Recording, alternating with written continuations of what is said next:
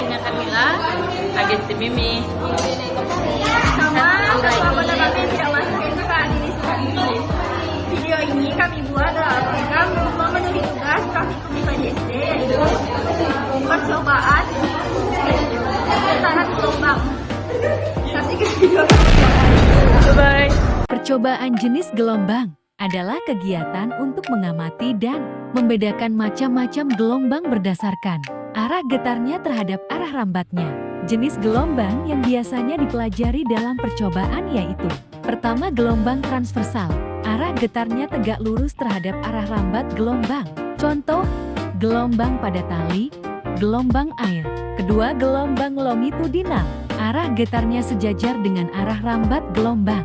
Contoh, gelombang bunyi, pegas, atau selingki. Hasil pengamatan kami lampirkan pada LKP. Sekian video kami. Terima kasih.